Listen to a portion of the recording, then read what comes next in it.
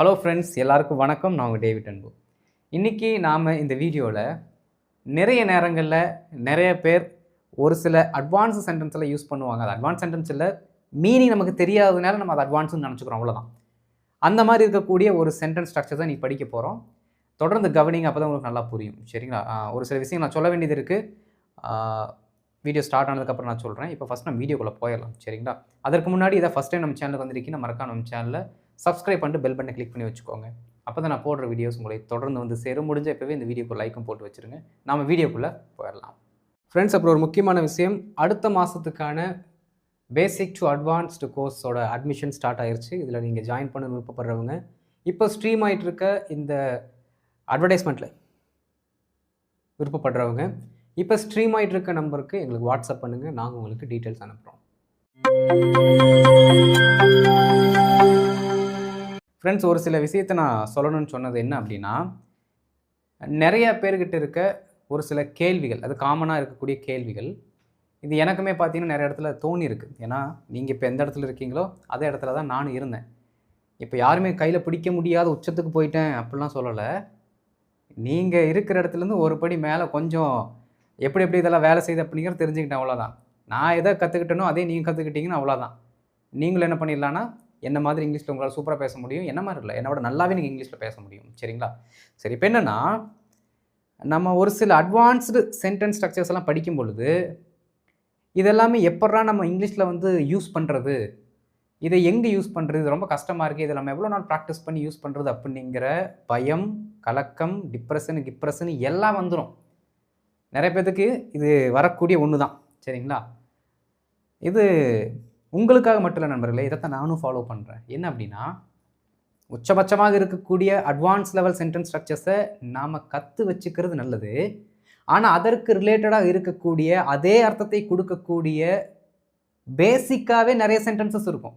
நீங்கள் எவ்வளோ பெரிய அட்வான்ஸ்டு சென்டென்ஸ் ஸ்ட்ரக்சர்ஸ் எடுத்தாலும் அதனுடைய அதே அர்த்தத்தை கொடுக்கக்கூடிய பேசிக் சென்டென்சஸ் இருக்குல்ல, அந்த சென்டென்ஸ் யூஸ் பண்ணிட்டு போயிடணும். புரியுதுங்களா? அப்புறம் எதுக்குடா நாங்கள் அட்வான்ஸ் சென்டென்ஸை லேர்ன் பண்ணணும், தேவையில்லையே, அட்வான்ஸ் சென்டென்ஸ் ஸ்ட்ரக்சர்ஸ் தேவையில்லையே அப்படின்னு நீங்கள் நினச்சிங்கன்னா அங்கே தான் தப்பு பண்ணுறீங்கன்னு அர்த்தம். ஏன் அப்படின்னா, அட்வான்ஸ் சென்டென்ஸ் ஸ்ட்ரக்சர்ஸை நீங்கள் லேர்ன் பண்ணலைன்னா யாரோ ஒருத்தர் புதுசாக வந்து உங்கள்கிட்ட அட்வான்ஸ் சென்டென்ஸில் பேசுகிறாங்கன்னு வச்சுக்கோங்களேன். நம்ம அட்வான்ஸ் சென்டென்ஸ் யூஸ் பண்ணலை அப்படிங்கிறதுக்காக ஆப்போசிட்டில் இருக்கவங்க வந்து யூஸ் பண்ண மாட்டாங்க அப்படின்னு நம்ம ஜட்ஜ் பண்ணக்கூடாது. ஒரு வேளை வந்து நமக்கு தெரியாத சென்டென்ஸ் ஸ்ட்ரக்சர்ஸில் பேசிட்டாங்கன்னா சிரமம் தானே, அந்த இடத்துல ரொம்ப கஷ்டமாக இருக்கும். ஆக தாங்கள் சொல்ல வந்த கருத்து அப்படின்னு சொல்லிட்டு நமக்கு நாமளே உளறிட்டு இருப்போம். புரியுதுங்களா? அதற்காக நீங்கள் அட்வான்ஸ் சென்டென்ஸ் ஸ்ட்ரக்சர்ஸ், அதாவது கொஞ்சம் டிஃபிகல்ட்டாக வரக்கூடிய சென்டென்ஸ் ஸ்ட்ரக்சர்ஸ் எல்லாம் என்ன மீனிங் இருக்குன்னு தெரிஞ்சு வச்சுக்கோங்க, போதும். அதை இம்ப்ளிமெண்ட் பண்ணணும்னு அவசியம் கிடையாது. அர்த்தத்தை தெரிந்து வைத்துக் கொள்ளுங்கள். இதுவே திடீர்னு உங்கள் குழந்தையே பார்த்தீங்கன்னா ஏதோ ஒரு நோட் புக்கில் வந்து ஏதோ ஒன்று எடுத்துகிட்டு வந்து கொடுக்குறாங்கன்னு வச்சுக்கோங்களேன், ரொம்ப ஃபார்மலாக இருக்குது, ஏதோ லெட்டர் கொண்டு வந்து கொடுக்குறாங்க, நீங்களும் நியூஸ் பேப்பரில் தான் படிக்கிறீங்க, ஒரு சில சென்டென்ஸ் ஸ்ட்ரக்சர்ஸ் எல்லாம் புரியலன்னு வச்சுக்கோங்களேன், அந்த இடத்துல யாரை போய் கேட்பீங்க நண்பர்களே? புரியுதுங்களா?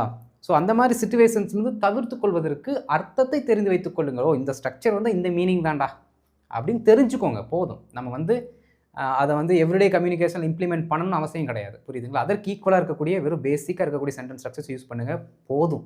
அதுவே போதும். ஆனால் தெரிஞ்சு வச்சுக்கொள்ளணும். புரியுதுங்களா? தெரிந்து வைத்துக் கொள்வதில் தவறில்லை, தெரியாமல் இருக்கிறது தான் தப்பு. தெரிஞ்சு வச்சுக்கிட்டு எல்லாத்தையும் யூஸ் பண்ணுமா அப்படிங்கிறது அவசியம் இல்லை. எது வேணுமோ அதை யூஸ் பண்ணுங்கள். புரியுதுங்களா?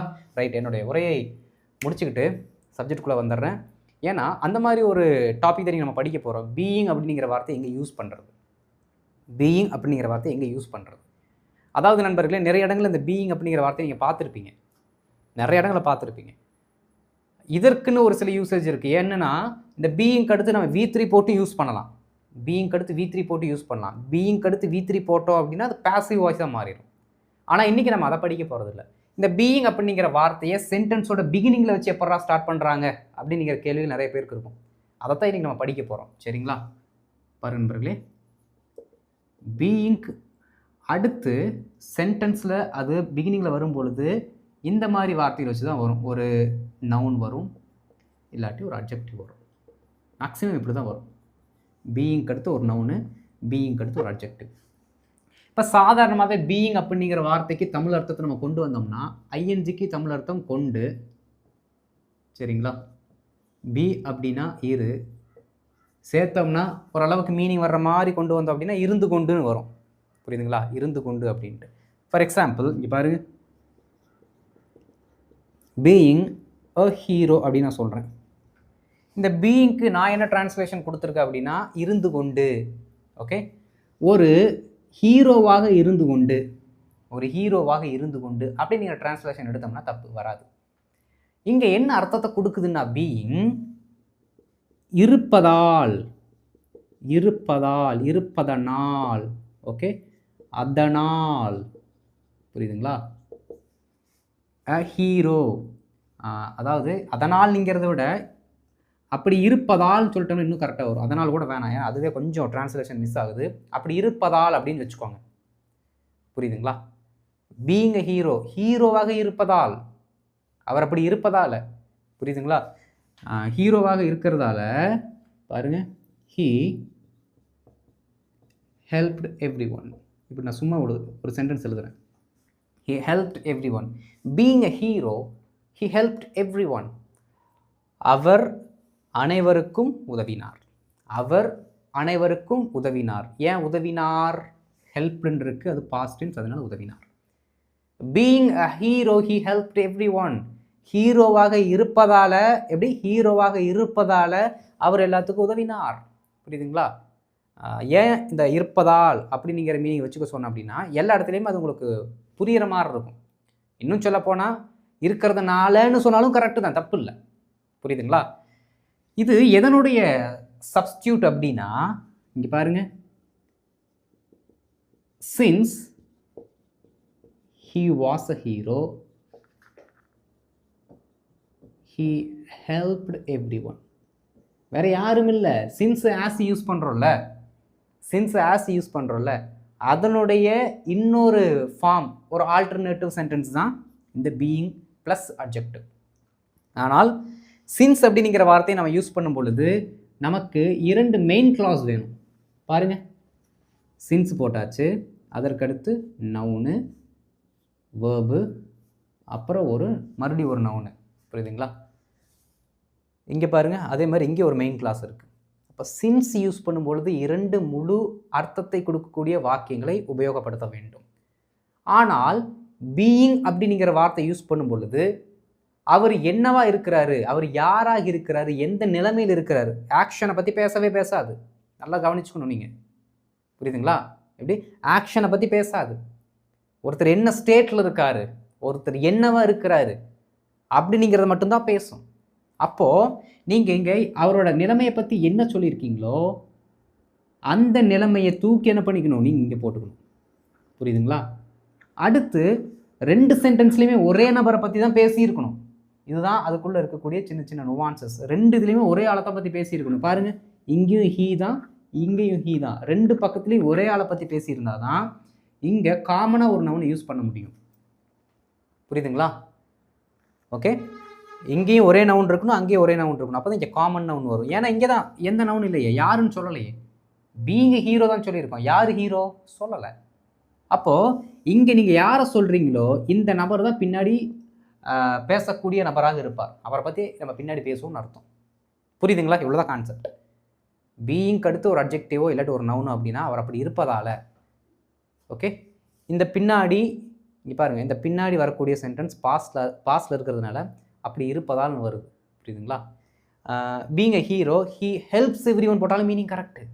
ஏன் அப்படின்னா பின்னாடி இருக்கக்கூடிய இந்த சென்டென்ஸை நீங்கள் என்ன டென்ஸில் வேணாலும் போட்டுக்கலாம், மீனிங் வந்துடும். முன்னாடி இருக்கிறது காலத்தை காட்டாது.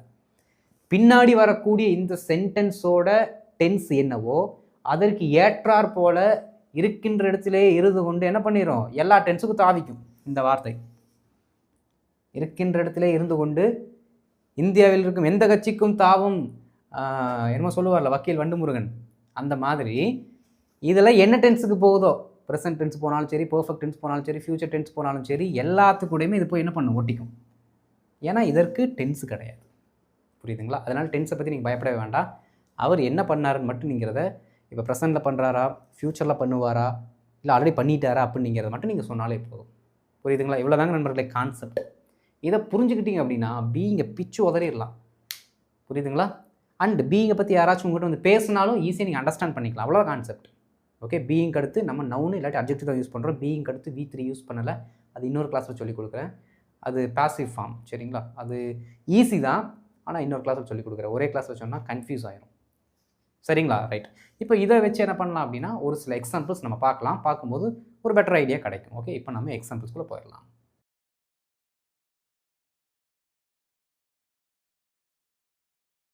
ஃப்ரெண்ட்ஸ், இப்போது ஃபஸ்ட்டு செட் ஆஃப் எக்ஸாம்பிள்ஸ் பாருங்கள். வழக்கு தமிழ்லே தான் இருக்குது எல்லாமே. எப்படி நாம் இயல்பாக தமிழில் பேசுவோமோ அதே தமிழில் தான் இருக்குது. என்னடா தமிழை தப்பாக எழுதி வச்சுருக்கான்னு சொல்லிட்டு என்கிட்ட சண்டைக்கு வராதிங்க. நான் தமிழ் நல்லா எழுதுவேன், நல்லா படிப்பேன், தமிழில் டாப் மார்க் ஸ்கூல்லலாம். ஆனால் அந்த புலமையை இங்கே காட்டுறதுக்கான நேரம் இது கிடையாது. உங்களுக்கு புரிய வைக்கணும். புரிய வைக்கிறதுக்கு எந்த மாதிரி சொல்லி கொடுத்தா புரியுமோ அதைத்தான் என்ன பண்ணியிருக்கேன் அப்படின்னா இங்கே எழுதியிருக்கேன். சரிங்களா? ரைட். பாருங்கள். சோர்வாக இருந்ததால் நேரமாக அவன் தூங்க சென்றான். நல்லா கவனிக்கணும். இருப்பதால் அப்படின்னு நான் சொன்னேன். அந்த இருப்பதால் அப்படிங்கிறது மேக்ஸிமம் பார்த்தீங்க அப்படின்னா நீங்கள் எல்லா இடத்துலையும் யூஸ் பண்ணிக்கலாம். அதையே கொஞ்சம் கொஞ்சமாக மாற்றின என்னென்ன மாதிரிலாம் வரும் அப்படிங்கிறதையும் நான் எழுதியிருக்கேன். ஓகே, பாருங்கள். சோர்வாக இருந்ததால் நேரமாக அவன் தூங்க போனான், தூங்க சென்றான் அப்படின்ட்டு இருக்கு. சோர்வாக இருப்பதால் அப்படி சொன்னாலும் அர்த்தம் வருது. பாருங்கள். சோர்வாக இருப்பதால் அவர் சீக்கிரமாக தூங்குறதுக்கு போனார் அப்படின்னு நம்ம சொல்கிறோம். புரியுதுங்களா? இதை எப்படி எழுதலாம் அப்படின்னா, இந்த அப்படி இருந்ததால் அப்படின்னு சொல்கிறதுனால அதனுடைய root word being. Okay, being. அடுத்து பாருங்கள். சோர்வாக அப்படின்னு இருக்கு. இப்போ ஃபஸ்ட்டு நீங்கள் யோசிக்க வேண்டிய விஷயம் என்ன அப்படின்னா, அது நவுனா இல்லை அட்ஜெக்டிவா அப்படிங்கிறத நீங்கள் ஐடென்டிஃபை பண்ணணும். நவுனாக இருந்தால் ஆர்டிக்கல் போட்டு வார்த்தையை போடுங்க. அ மேன், வேற என்ன சொல்ல, அ லீடர், அந்த மாதிரி வருது வார்த்தைகள். Okay, a leader, a hero, a doctor, இந்த மாதிரி ஒரு சிங்குலராக சொல்லும் பொழுது என்ன பண்ணிக்கலாம், நாம் ஆர்டிக்கலை போட்டு சொல்லலாம். ஆனால் அட்ஜெக்டிவாக வரும் பொழுது நீங்கள் என்ன பண்ண தேவையில்லைன்னா எந்த ஆர்டிக்கலும் போட தேவையில்லை. அந்த பர்டிகுலர் வார்த்தை அப்படியே தூக்கி போட்டுற வேண்டியதுதான். இங்கே நவுன் இல்லை, அட்ஜெக்டிவ் தான் இருக்குது. ஒருத்தருடைய ஸ்டேட்டு தான் இருக்குது, ஒருத்தருடைய நிலைமை தான் இருக்குது. பீயிங் பாருங்கள். சோர்வு அப்படின்னா டயர்டு, அவ்வளோதான். பீயிங் அ டயர்டுன்னு போட்டிங்கன்னா தப்பு, வரக்கூடாது. அப்படி பீயிங் டயர்டு. ஓகே. அடுத்து நேரமாக அவன் தூங்க சென்றான். இதெல்லாம் டக்கு டக்குன்னு நீங்கள் சொல்லணும் எனக்கு. நேரமாக அவன் தூங்க சென்றான். He went to bed early. Okay, went to bed அப்படின்னா கட்டிலுக்கிட்ட போய் உட்கார்ந்தா அப்படின்னு அர்த்தம் கிடையாது. கட்டிலுக்கு போன அர்த்தம் கிடையாது. தூங்க சென்றான் அப்படின்னு அர்த்தம். He went to bed early. He went to bed early. புரியுதுங்களா? இதெல்லாமே நீங்கள் தெரிந்து வைத்துக்கொள்ள வேண்டிய வாக்கியங்கள். went to bed, go to bed அப்படின்னா தூங்க போ அப்படின்னு அர்த்தம். go to bed, குழந்தைகளெல்லாம் பார்த்து நீங்கள் சொல்லணும். go to bed, go to bed அப்படின்னு சொன்னீங்கன்னா தூங்கப்போ அப்படின்னு அர்த்தம். புரியுதுங்களா? ரைட்டு. குழந்தைகளுக்கெல்லாம் நீங்கள் எப்படி சொல்லிக் கொடுக்கணும் அப்படின்னா, நம்ம வீடியோவை எடுத்து பாரு, இந்த அங்கிள் பாரு எப்படி சூப்பராக சொல்லித்தராரு அப்படின்னு சொல்லிட்டு காட்டாதீங்க. நான் சொல்லிக் கொடுக்குறது எல்லாமே இப்போ அந்த காலேஜ் முடிச்சுட்டு இல்லாட்டி காலேஜில் படிக்கிறவங்க அதுக்கப்புறம் இருக்கிறவங்களுக்கு தான் செட் ஆகும். குழந்தைகளுக்கெல்லாம் இந்த கிளிப்பிள்ளைக்கு சொல்லிக் கொடுக்குற மாதிரி சொல்லிக் கொடுப்பாங்க பார்த்தீங்கன்னா, ஒவ்வொரு சென்டென்ஸாக அப்படி சொல்லிக் கொடுங்க. தயவு செய்து நம்ம சொல்லிக் கொடுக்குற மாதிரி இது சப்ஜெக்ட், இது வேர்ப், இது அப்ஜெக்டிவ் ப்ரொனவுன் அந்த மாதிரி சொல்லிக் கொடுக்குறோம். அதெல்லாம் குழந்தைகளுக்கு காட்டாதீங்க தயவு செய்து. புரியுதுங்களா? ஸ்டார்டிங்லேருந்தே அவங்களுக்கு கிராமர் ரூலை பில்ட் பண்ணாதீங்க. நம்ம படிச்சிட்டோம், நம்மளை நம்ம மாற்றிக்க முடியாது, நம்ம இப்படி லேர்ன் பண்ணுறோம். குழந்தைகளுக்கு ஒவ்வொரு வாக்கியமாக சொல்லி கொடுத்து பழக்குங்க. ஒவ்வொரு வாக்கியமாக சொல்லிக் கொடுங்க. புரியுதுங்களா? கம், ஈட், ஈட் ஃபாஸ்ட், இந்த மாதிரி சின்ன சின்ன வாக்கியங்களாக குழந்தைகிட்ட பேசுங்க. புரியுதுங்களா? இந்த நான் சொல்லிக் கொடுக்குறது எல்லாமே கொஞ்சம் ஆல்ரெடி இந்த பேசிக்ஸ் எல்லாம் படிச்சுட்டு வந்திருப்பீங்களா அவங்களுக்கு தான். குழந்தைகளை பொறுத்த வரைக்கும் இந்த மெத்தடாலஜி இஸ் நாட் குட். என்ன கேட்டிங்கன்னா யாரும் சொல்ல மாட்டாங்க, நானே சொல்கிறேன். ஓகே, ஏன்னா யாருக்கு எது அப்படிங்கிறது நீங்கள் தெரிஞ்சுக்கணும்ல. சரி வாங்க. Being tired, he went to bed early. Being tired, he went to bed early. அடுத்து பசியாக இருந்ததால் வேகமாக சாப்பிட்டா. பசியாக இருந்ததால் வேகமாக சாப்பிட்டா. பாருங்க, பசி. பீயிங், பசிங்கிறது நவுன் கிடையாது, அது என்னது? அதுவும் ஒரு ஸ்டேட்டு, பசியில் இருக்கக்கூடிய நிலை. Okay, being hungry. வேகமாக சாப்பிட்டால். இங்கே யார் சப்ஜெக்ட் அப்படிங்கிறது இங்கே மென்ஷன் பண்ணலை. இங்கே பாருங்கள், அவன் அப்படின்னு மென்ஷன் பண்ணியிருக்கோம். இங்கே அவனா அவளான்னு மென்ஷன் பண்ணலை. பண்ணாட்டியும் அங்கே யார் நவுன்ங்கிறது ஈஸியாக கண்டுபிடிச்சிடலாம். எப்படி? தமிழ் வாக்கியத்தோட கடைசி வார்த்தையை பார்த்தீங்கன்னா தெரிஞ்சு போயிடும். சாப்பிட்டால் அப்படின்னு இருக்கு. இப்போ சாப்பிட்டால் அப்படின்னு யாரை சொல்லுவோம்? யார் சொல்லுவோம்? ஒரு வயசான தாத்தா தானே சொல்லுவோம். நேரமாக சாப்பிட்டால், வேகமாக சாப்பிட்டால் அப்படின்னு ஒரு வயசான தாத்தா தானே சொல்லுவோம். கரெக்டு தானே? தப்பு. சாப்பிட்டாள் அப்படின்னா ஒரு பெண்ணை குறித்து பேசுகிறோம். இங்கே பாருங்க, வேகமாக சாப்பிட்டாள். Okay, she ate quickly. She ate quickly. Being hungry, she ate quickly. Being hungry, எப்படி? Being hungry, she ate quickly. Easy. அடுத்து பாருங்க, பிஸியாக இருந்ததால் என்னால் கால் எடுக்க முடியல. பசியாக இருந்ததால் வேகமாக சாப்பிட்டா, பிஸியாக இருந்ததுனால, பசி பிஸி ரெண்டு ஒன்று தான், ரெண்டு ஒரே ஸ்டேட்டு தான். வாங்க, பீயிங் பிஸி, காமா, முடிஞ்சு போச்சு. பீயிங் பிஸி, என்னால் கால் எடுக்க முடியலை, ஒரு வேலை என்னால் செய்ய முடியல. ஓகே,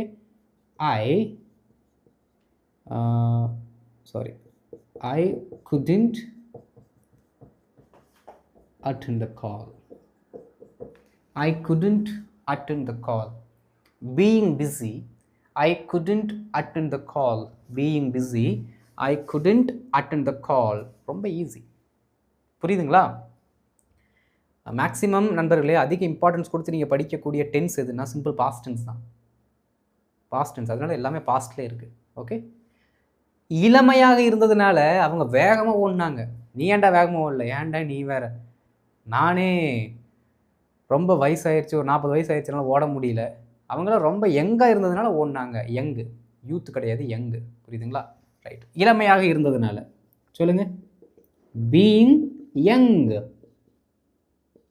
நான் பாருங்க யூத்துன்னு எழுத போகிறேன் உங்ககிட்ட சொல்லிட்டு.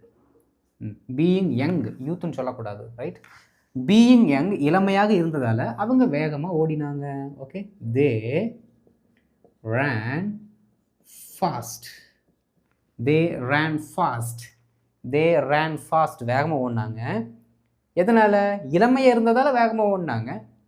புரியுதுங்களா? அவங்ககிட்ட எல்லாம் சோர்ஸ் இருந்ததால் அவன் அந்த வேலையை முடித்தான். இப்போலாம் சொல்லுவீங்கல்ல, நிறைய இடத்துல சொல்லுவீங்க, அப்போல்லாம் இதை யூஸ் பண்ணிக்கோங்க. சரிங்களா?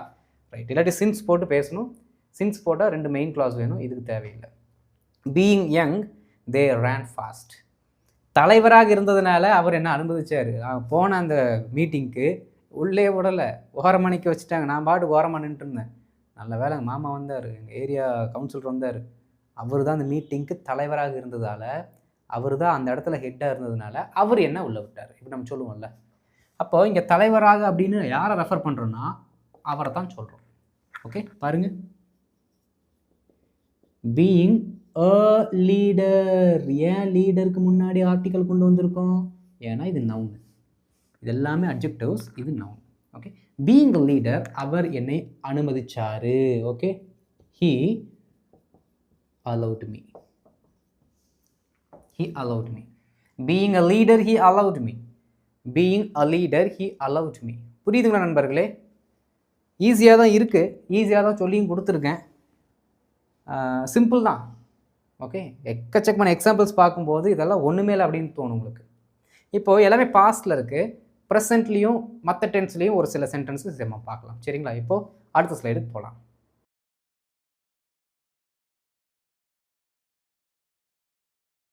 இப்போது அடுத்த செட் ஆஃப் எக்ஸாம்பிள்ஸ் பாருங்கள் நண்பர்களே. நேர்மையாக இருக்கிறதால, ப்ரெசென்ட்டில் பேசுகிறோம், நேர்மையாக இருக்கிறதால நாங்கள் போய் பேச மாட்டோம். எப்படி? நேர்மையாக இருக்கிறதால, அந்த ஸ்டேட்டில் நாங்கள் இருக்கிறதால நாங்கள் போய் பேச மாட்டோம்.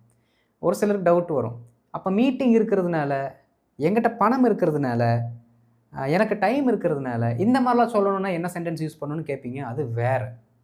இது ஒரு நபர் எப்படி இருக்கிறார் அப்படிங்கிறத மட்டும்தான் பற்றி பேசுது. ஒரு நபர்கிட்ட என்ன இருக்குன்னுங்கிறது நம்ம பேசலை. அது வேறு, இது வேறு. கன்ஃபியூஸ் பண்ணிக்கூடாது. சரிங்களா? ரைட், பாருங்கள். இப்படி இருக்கிறதுனால, எப்படி இருக்கிறதுனால? நேர்மையாக இருக்கிறதுனால. நேர்மை அப்படிங்கிறது adjective. Very good, very good. Being honest. Okay, நாங்கள் போய் பேச மாட்டோம், எங்கள் எப்பயுமே பேச மாட்டோம் அப்படின்னு சொல்கிற மாதிரி இருந்தால் we never tell lies. Being honest, we never tell lies. Being honest, we never tell lies. பொய்யே பேச மாட்டோம். அட பொய் பேசுறதே இல்லைங்க. we never tell lies. we never tell lies. புரியுதுங்களா? வலிமையாக இருக்கிறதுனால, எப்படி ஸ்ட்ராங்காக இருக்கிறதுனால இந்த பாலம் பல லாரிகள் என்ன பண்ணுதாமா, தாங்க முடியுதாமா. ஓகே, பாருங்க, வலிமை அப்படின்னா பீயிங் ஸ்ட்ராங். ஸ்ட்ரென்த்துன்னு சொல்லக்கூடாது, ஸ்ட்ரென்த் வராது. ஸ்ட்ரென்த்னா அது வேறு மீனிங், இது வேறு மீனிங். புரியுதுங்களா? பீயிங் ஸ்ட்ராங் வலிமையாக இருப்பதினால் இந்த பாலம் this bridge can carry okay many லாரியா சொல்லுங்க, லாரியா ராலியா? ரெண்டுமே வேண்டாம், ட்ரக்ஸ்ன்னு போட்டு போயிடலாம். அது எதுக்கு நமக்குள்ள கன்ஃபியூஷன்ஸ்? ஓகே, ரெண்டு வேணால் ட்ரக்குக்கு போயிடலாம். பாருங்க, being strong this bridge can carry many trucks. This bridge can carry many trucks. Being strong this bridge can carry many trucks. சொல்லி பாருங்க. ஓகே, அப்பாவாக இருப்பதால் அவர் நிறைய சவால்களை சந்திக்கணும். அப்பாவாக இருக்கிறதுனால அவர் நிறைய சவால்களை சந்திக்கணும். அது உண்மை தானே? பாருங்க, சந்திக்கிறார் அப்படின்னு சொன்னாலும் அதற்கு வகையான ஏற்ற சென்டென்ஸ் எழுதிக்கோங்க. Okay, being a father. Okay, அவர் he has to face many challenges. எத்தனை சேலஞ்சஸ் அப்பா! கொஞ்சம் நஞ்சமா உங்களுக்கு தெரியும். இந்த வீடியோ பார்த்துட்டு இருக்க நிறைய பேருக்கு தெரியும் நீங்கள் எத்தனை சேலஞ்சஸை ஃபேஸ் பண்ணிட்டு இருக்கீங்க அப்படின்ட்டு. Okay, right. பாருங்க, being a father he has to face many challenges. Being a father he should. Okay, இல்லாட்டி he is facing many challenges. பல சவால்களை சந்தித்து கொண்டிருக்கிறார். Being a father he is facing so many challenges. அப்படிலாம் சொல்லுவோம்ல, சந்தித்து கொண்டிருக்கிறார். is plus ing, he is facing. சந்திக்கணும், he has to அப்படிங்கிற வார்த்தையை நம்ம போடுறோம்.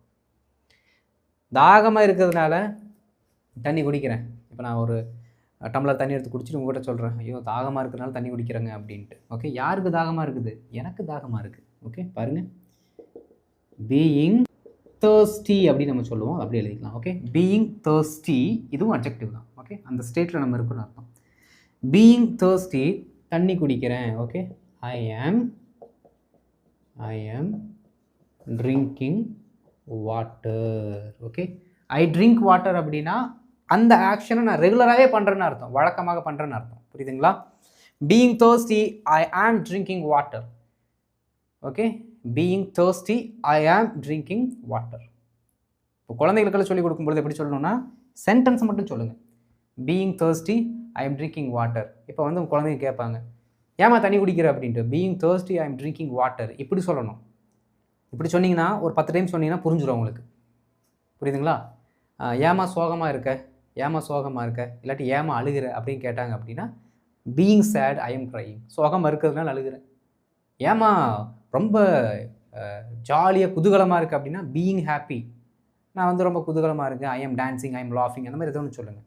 இந்த மாதிரி சென்டென்ஸாக மட்டும் என்ன பண்ணுங்கள், குழந்தைகிட்ட பேசுங்க நண்பர்களே. அதுதான் effective way to teach your children. புரியுதுங்களா? புத்திசாலியாக இருக்கிறதுனால அவன் பதில் சொல்கிறா, புத்திசாலியாக இருக்கிறதுனால. ஓகே, பீயிங் கிளவர் இதுவும் அட்ஜெக்டிவ் தான். ஓகே, பீயிங் கிளவர் அவ பதில் சொல்கிறா. எப்பயுமே பதில் சொல்கிறான்னு வச்சுக்கலாம். அப்போது she answers well. she answersன்னு சொன்னாலும் கரெக்டு தான், பட் சென்டென்ஸை முடிக்கிறதுக்காக வெல் அப்படிங்கிற வார்த்தையை போட்டுக்கலாம். புத்திசாலியாக இருக்கிறனால நல்லா பதில் சொல்கிறா.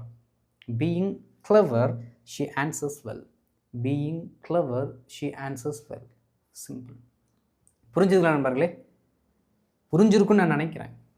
இடையில நிறையா அட்வைஸை போட்டு தள்ளிட்டேன் இன்றைக்கி. கொஞ்சம் பொறுத்துக்கிட்டு அதெல்லாம் நீங்கள் புரிஞ்சுக்கோங்க. அப்படி தான் நம்ம என்ன பண்ணணும், குழந்தைங்களுக்கு சொல்லிக் கொடுக்கணும். புரியுது நண்பர்களே? அதே மாதிரி எல்லாத்தையுமே கற்றுக்கணும். தேவைங்கிறத என்ன பண்ணிக்கலாம், நம்ம இம்ப்ளிமெண்ட் பண்ணிக்கலாம். ரைட்டுங்களா? ஓகே, இந்த வீடியோ பிடிச்சிருந்துச்சுன்னா மறக்காமல் லைக் பண்ணிட்டு அந்த இன்னமும் ஷேரும் பண்ணி விட்ருங்க நண்பர்களே. அப்புறம் இதான் ஃபஸ்ட் டைம் நம்ம சேனலுக்கு வந்திருக்கீங்க, முதலையாக என்ன பார்க்குறீங்க அப்படின்னா தயவுசெய்து மறக்காமல் நம்ம சேனலை சப்ஸ்கிரைப் பண்ணிட்டு பெல் பட்டனை கிளிக் பண்ணி வச்சுக்கோங்க. அப்போ தான் நாங்கள் போடக்கூடிய வீடியோஸ் உங்களை கரெக்டாக ஒரு 7 மணிக்கு வந்து ரீச் ஆகும். வழக்கமாக நம்மளோட வீடியோ 7 மணிக்கு தான் ஸ்ட்ரீம் ஆகுது, உங்களுக்கும் வந்து ரீச் ஆயிரும். சரிங்களா? இதற்கடுத்து பார்த்தீங்கன்னா ஹோம்ஒர்க் அப்படியே ஸ்ட்ரீம் ஆகும். அதற்கு என்ன ஆன்சர் வரும் அப்படின்னா ட்ரை பண்ணிவிட்டு நீங்கள் என்ன பண்ணுங்கள், நம்மளோட காமெண்ட்டில் போட்டுருங்க. ஒரிஜினல் ஆன்சர்ஸ் என்ன தான் ஆன்சர் வரும் அப்படிங்கிறத நாம் வாட்ஸ்அப் சேனலில் வீடியோ முடித்து ஒரு 1 மணி நேரம் 2 மணி நேரத்தில் போஸ்ட் பண்ணுவோம். ஒரு சில நாளில் நேரமாகும். பட் மேக்ஸிமம் முடிஞ்ச அளவுக்கு 1 மணி நேரம் 2 மணி நேரத்தில் போட்டுருவோம். அங்கே வந்து செக் பண்ணிக்கோங்க உங்களோட ஆன்சர்ஸ் கரெக்டாக இருக்கா அப்படின்ட்டு. அந்த வாட்ஸ்அப் சேனலை எப்படிப்பா ஜாயின் பண்ணுறதுன்னு கேட்குறவங்களுக்கு தான் நாங்கள் ஃபஸ்ட்டு காமெண்ட்டில் சேனலோட லிங்க்கை வச்சுருக்கோம். லிங்கை டச் பண்ணிங்கன்னா ஆட்டோமேட்டிக்காக ஒரு வாட்ஸ்அப்பில் போயிடும். சரிங்களா? ஜாயின் பண்ணிக்கோங்க. நாங்கள் நிறையா எங்களோட டீம் சார்பாக ஒரு சில அப்டேட் போட்டு இருப்போம். தொடர்ந்து பாருங்கள், பயன்பெறுங்கள். ஓகே, அடுத்த வீடியோவில் பார்க்கலாம். அது வரைக்கும் இதை நல்லா ப்ராக்டிஸ் பண்ணுங்கள் நண்பர்களே. தேங்க்யூ.